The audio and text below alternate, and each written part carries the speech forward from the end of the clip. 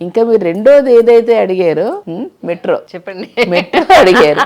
Metro కూడా అతను ఈ 4 years 10 months ఈ రాష్ట్ర ప్రభుత్వంలో 2 సంవత్సరాలు కరోనాతో సరిపోయింది. అవును. అసలు ఏ పని చేయడానికి కూడా అవ్వని పరిస్థితి. ప్రజల్ని కాపాడుకోవడంలోనే ముఖ్యమంత్రి గారు నిమగ్నమై అనునిత్యం వాళ్ళు కాపాడుకుంటూ వారికి వెల్ఫేర్ చూసుకుంటూ చేయాల్సి వచ్చింది. ఇంకా మిగిలిన దాంట్లో కూడా ఈవేళ కేంద్ర ప్రభుత్వం కూడా దీంట్లో మెట్రో లాంటి సంస్థలు పెట్టినప్పుడు కేంద్ర ప్రభుత్వం కూడా వారు ఇవ్వాల్సిన బాధ్యత, వారు చేయాల్సిన బాధ్యత వారికి ఉంది. అనేక మార్లు ముఖ్యమంత్రి గారు కూడా చెప్పడం జరిగింది.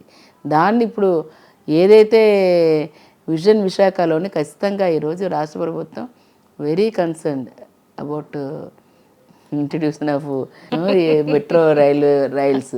సో దానికి అవసరమైన లైను పోర్ట్ నుంచి వయా భీమిలి నుంచి భోగాపురం ఇంటర్నేషనల్ ఎయిర్పోర్ట్ వరకు దాన్ని కూడా తీసుకొచ్చి పెడతారు.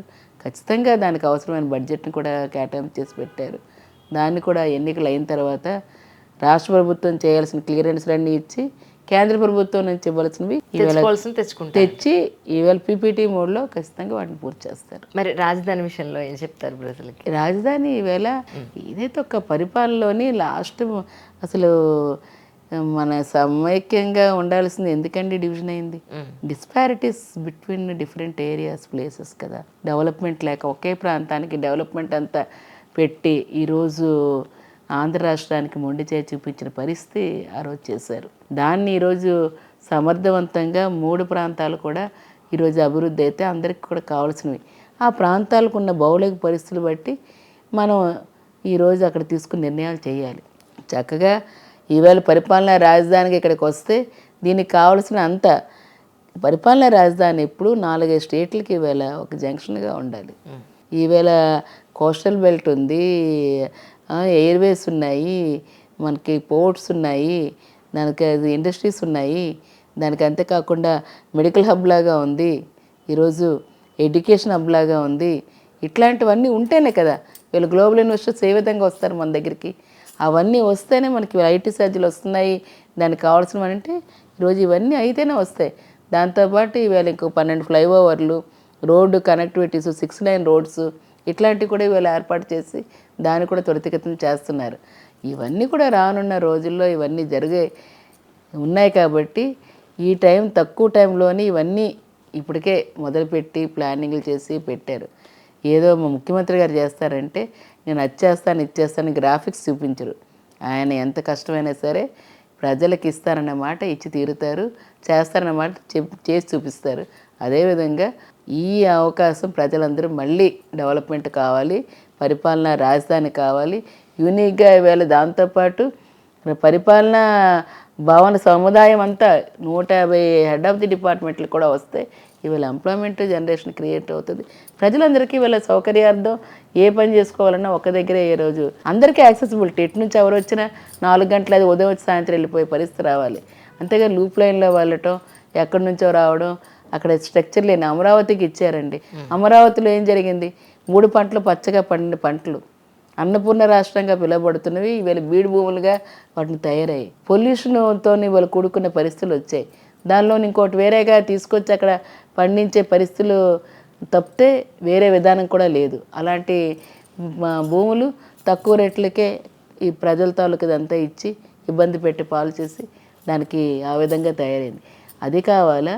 ఇవాళ అందరికీ సౌకర్యార్థం ఉండి రాష్ట్రమే కాకుండా ఇవాళ ప్రపంచ దేశాలు కూడా మన ప్రాంతానికి వచ్చి ఈరోజు డెవలప్ చేయడానికి ముందుగా వెళ్ళే ముఖ్యమంత్రి గారు కావాలా తేల్చుకోవాలి. ఈసారి ఎన్ని సీట్లు గెలుస్తారు అని అంటే ఏం చెప్తారు?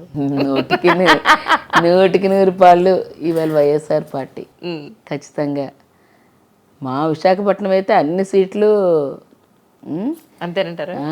క్లీన్ స్వీప్ చేస్తుంది, ఏం అందులో డౌట్ పడక్కర్లేదు. అన్ని సీట్లు కూడా గెలుస్తాం. అందులో ఎంపీతో కలిపి శాసనసభ్యులందరూ గెలుస్తారు. విశాఖలో ఒక 2 రాజకీయ పార్టీలకి పోటీయా, లేదంటే 2 టాప్ మోస్ట్ బిజినెస్ మెన్లకు పోటీయా అన్నట్టు అనుకుంటున్నారు. ఈ విషయంలో మీరు ఏం చెప్తారు ప్రజలకి? నేనైతే మా ఫాదర్ పోలీస్ ఆఫీసరు, సత్యనారాయణ గారు ఫాదర్ దగ్గర నుంచి ఒక రైతుగా బిజినెస్ అక్కడ ఉన్న దగ్గర నుంచి వాళ్ళు వచ్చిన ఫ్యామిలీస్ అవి. సో ఇటైనా అటైనా 2 పక్కల చిన్నప్పటి నుంచి కష్టపడి వచ్చిన ఫ్యామిలీస్ కానీ గోల్డెన్ స్పూన్తో వచ్చిన ఫ్యామిలీస్ కాదు. సో అందరి కింద స్థాయి నుంచి అందరి తాలూకా వాళ్ళ ఇబ్బందులు మనోభావాలు ఇక్కడ ప్రజల తాలూకా కష్ట సుఖాలు అన్నీ తెలుసుకొని వచ్చిన ఫ్యామిలీస్ ఇవి.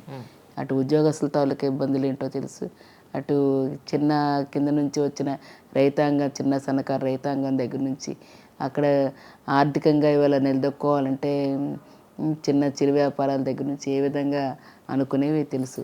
స్వతహాగా ఆ విధంగా వచ్చినవి కానీ ఫోర్ ఫాదర్స్ నుంచి పెట్టుకున్నది కష్టంతో ఈరోజు పైకి వచ్చిన కుటుంబాలన్నీ. సో ఇక్కడ వాటికున్న ఈరోజు జరుగుతున్నది ఒక మధ్య తరహా లేకపోతే ఏదనుకుంటారో అంటే బొత్స సత్యనారాయణ గారిని చూసి అందరూ గట్టిగా అనుకుంటారు, అనుకోవడం తప్పులేదు దాంట్లో. కానీ వాస్తవికతను అందరితో కలిసిమెలిసి అందులో నుంచి ఆ కష్టాన్ని తెలుసుకొని వచ్చిన వాళ్ళ కుటుంబాలు ఇవి. అందుకనే ఇటువంటి దానికున్న ఈరోజు మరి మీరు అనుకున్న ఆ స్థాయిలో ఉన్న వారికి పోటీ అని నేనైతే నేను అనుకోవట్లేదు. పోటీ ఎటు నుంచి ఉన్నా ఎవరు ఎలాంటి వాళ్ళు ఉన్నా సరే పోటీయే. దాన్ని ప్రజలు అనుకుంటే దానికి ప్రజల నిర్ణయం చెప్తారు కాబట్టి ఎవరు కావాలో, ఎవరు అందుబాటులో ఉండేవాళ్ళు కావాలో, ఎటువంటి ప్రభుత్వం ఈవేళ అందరికీ మేలు చేస్తుందో అనేది ఆలోచన చేస్తే చేస్తారు.